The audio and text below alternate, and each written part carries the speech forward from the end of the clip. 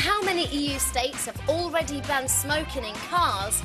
The answer is only one.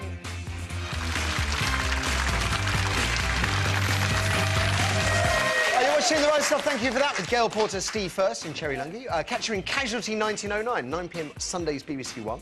Still to come, is it me or are people, older people getting younger? 0207 173 5555 is the number for your thoughts. What is going on? Is it food, medicine, the side effect of living in a youth-obsessed society?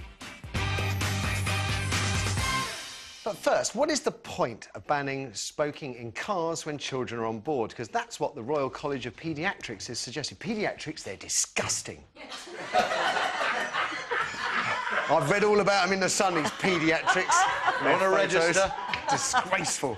Anyway, it seems a perfectly sensible and reasonable request. Children are particularly vulnerable to the effects of passive smoking because their bodies are growing, and those effects are going to be intensified if they're stuck in a small enclosed space while you puff away. It's a no-brainer.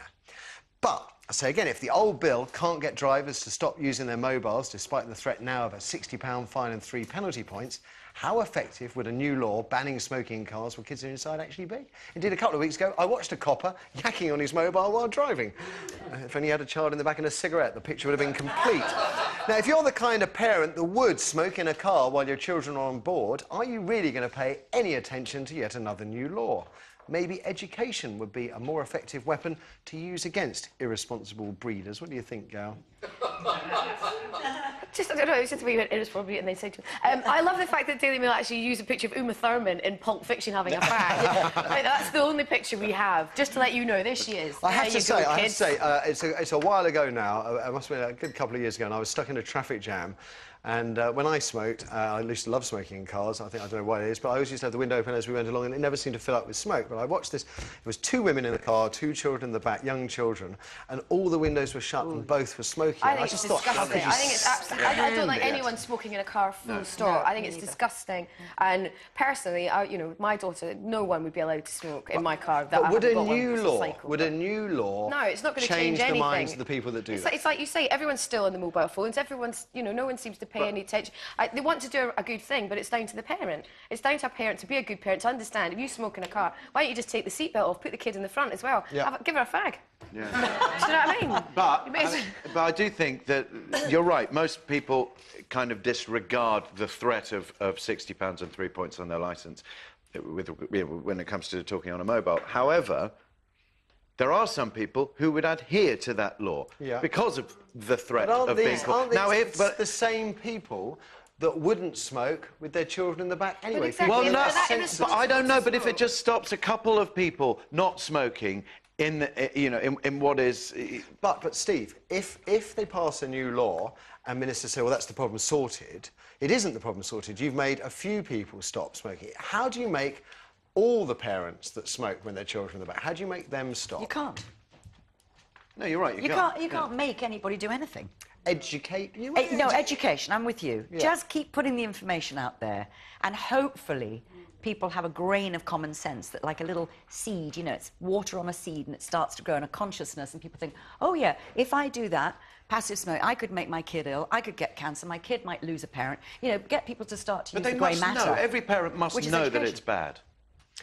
Do you think someone make a rollie while driving? I saw someone making a rollie while driving. Well, they should get their children to do it. Like this. Yeah, get the kids to it in the back. You take the wheel. Do that for Mama. God, there you go. I mean, I'll be absolutely honest. My main concern here is that we seem to stick laws on everything, like Band-Aids. And it's just getting to the point where I just feel overloaded with laws. There's just, I think they said, like 6,000 new laws since Labour came to power in '97. I think the average human vocabulary we use in everyday life is 600 words, so it's like 100 times the amount of words we use in terms of laws. Do you think... Would you be with me on that, Cherry, that we're at a point where there's just no point putting out new laws? Yeah, I think you're right. I think education, forget all the laws and the hours they spend debating these things. When you watch Parliament live, they do go on, don't they? Yeah, yeah. Dear, oh dear. You wonder how anything ever gets done. Well, it doesn't really, because mainly they're doing their expenses and they just talk a little bit on TV and go home. They get paid to talk. Yeah, off to the subsidised bar. Like us. Or their mistress.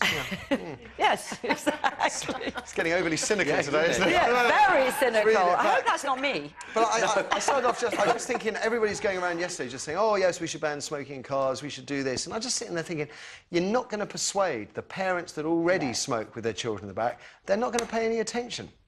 No. So what's the point? Let's throw it open to you. What is the point of introducing a new law, as this Royal College of Paediatrics suggests? Kirsty, what do people have to say? First, we've got Sally on line 1. Sally, good morning. Good morning, Matthew. So, what do you think? Well, I'm 60, my husband's 40, so he's still got a few vices, which one is he smokes in his car. Right. But we haven't any children, so Right. why should we suffer again? Well, you would, if I think that what the Royal College of Paediatrics is suggesting is a law specifically banning people from smoking cars when children are on board. Oh, that's fine then, but you know, like, they've banned this smoking from in pubs, and we took my daughter, 23, they gave her a lift into town the night because she was going clubbing, and there was that many on the path smoking, and it was, well, it's unrepeatable, the comments that she got when she got out. But if they hadn't been on the path with another rule that they've made, there wouldn't have been that trouble, you know. So, You've lost me, Sally. You're saying that people were complaining about smoking outside a club?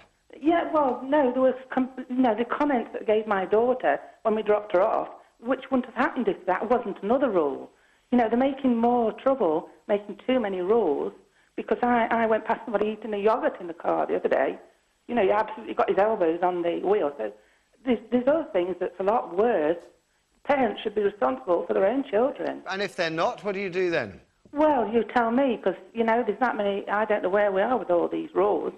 I mean, for the next one, 60, I'll tell you I'm 60, and I haven't got a wrinkle, so that goes again, you know. Everything... Is it the phone line or is it just me? It's the phone line. Is it the phone line? We'll say it's the phone line, Sally, because I don't know what you're talking about. Thank you very much for the call. Let's have another. Hopefully this one's a bit better. We've got John, and he thinks it's with education. Morning, John. Yeah, good morning, Matthew. So, education, you think, would work better than legislation? Yes, education is the route to go. When you start to tell adults what to do, you know, they get some people's backs up. Yeah. And they sort of rebel, that rebellious streak emerges. Yeah, education is definitely the route to go. A little bit of fear doesn't do any harm, does it? Fear? Yeah, I guess so. You mean, Yeah, I mean, it's working really well in Iran at the moment, isn't it? No, I mean sort of the catastrophic results that may occur with your children if you smoke in a car. OK, but I'm just thinking whether... Why do people still... Right, so the reason we're trying to ban mobile phones for people behind the wheel is because it's been proven that they distract you, and there's all these kind of hideous accidents you read where people have died because someone is not paying attention because they're on their mobile phone, and yet people still do it. Is it because they assume for the people that have killed people while on the mobile phones they're idiots, they're somehow genetically deficient, unlike me, I'm capable of doing it? And if that's the mindset, then that will be the same with smokers, isn't it? Or there's some people there... I don't know, because one potentially causes an accident, and the other is physically dangerous to children. Do it? I just don't... I suppose... They should have done it the other way around. They should have banned smoking in cars a long time ago, if you've got kids, rather than over and above the phone thing. Because in America, it's still not a universal ban to use your mobile on the phone. Yeah, absolutely. Yeah. OK, thank you for that, John. Let's have another. Peter thinks it's a good thing. Peter, good morning. Good morning. Well, a ban would be a good thing. Well, yes, I think it would, because it focuses people's mind on doing what is sensible. But it hasn't worked with mobile phones. Yeah, but 90% of the people would do it right. You'll always get the 10% who are ignorant and don't But care. I would suggest, I have no idea, but I would suggest that 90% of parents who smoke would probably choose not to when their kids are in the car. Oh, sure. I mean, I used to tell my father if he smoked, I don't feel very well. And he'd throw the cigarette out the window immediately. So we're still left with the 10% that will continue to smoke. To learn. No one wants kids being sick down their neck, do they? OK, no, but OK, but putting it the other way around, it's back to Casualty 1909 again. Putting it the other way around, my concern would be this, Peter, that if we introduce a ban, the government will say, well, we've addressed the problem of parents who smoke in their cars, we can forget about it and go back to our expenses. The alternative would be, let's not introduce any more laws, let's focus our minds on how to deal with the people that are going to smoke in the car, regardless of the legislation. Education, it's got to be education. Well, education would be ideal, but do you see it happening? We have all sorts of teenage problems because they're uneducated. Yeah, well, that's true. But, you know, everybody watches television. Television is the new educator and, in many cases, the new parent. So I'd love to see much more public information commercials on television, actually. I think there's so much more information could be put out on television, valuable information. It's interesting in thought, advertisements. So much more could be done with that medium. But we've debated this before in terms of does that... You remember the film about teenage pregnancy? Yeah. And, you know, it was kind of a YouTube-y viral... But I think you're right. I think it's things... It shows like Skins. It shows that are watched by... I was going to say, is it public information commercials, which, by and large, make me feel a bit weirded out, or is it actually weaving them into storylines and so... Drama documentary, yeah. Yeah, that too. Whatever way you can sugar the pill, get it across. OK. Yeah. Thank you for the call, Peter. We'll get one more in, I think. We've got Christopher, who thinks it's a nanny state gone mad. Morning, Christopher. Yes, good morning, Matthew. They haven't done anything yet, by the way. This is just the Royal College of Paediatrics that's suggesting yes, I know, they but should. I'm just reading into it. I mean, they ban smoke... Sorry. Yeah, go on, you carry on. Yeah, they ban smoking in the workplace. They ban smoking in pubs, restaurants, buses, etc., etc. If they're going to stop smoking in cars, are they going to stop people smoking in their own homes where they've got children? Why don't we just stop people smoking altogether? That's right. That's what I suggested to one of your colleague I spoke to. Stop everybody smoking. Yeah. Close down the cigarette factories, get a few more thousands on the dole, and what's Mr. Brown going to do with the taxes that he's going to lose? I mean, these kids in cars are actually breathing in the car fumes, so, I mean... Cigarette smoke is less evil than car fumes.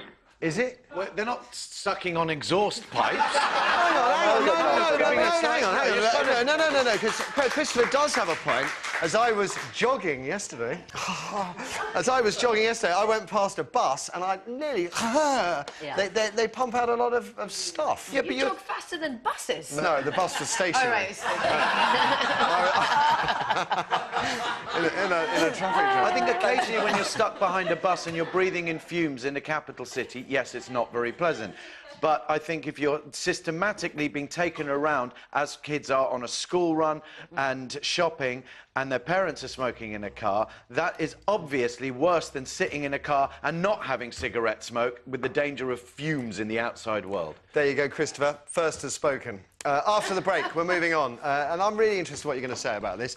Are older people, older people, everybody, are we getting younger? We're living longer, that is a fact. But it strikes me we're not ageing like we used to. And I want to know what's going on. Ideas around the office, something to do with our improving diet, better medicine, gamma rays from space, still one of my favourites. Or perhaps it's how our bodies are responding to living in a youth-obsessed world. 0207 173 5555 is the number for your thoughts. Are we looking younger for longer? You tell me in 3. On average, how old does a typical 50-year-old say they feel? 38, 48 or 58? Find out after the break.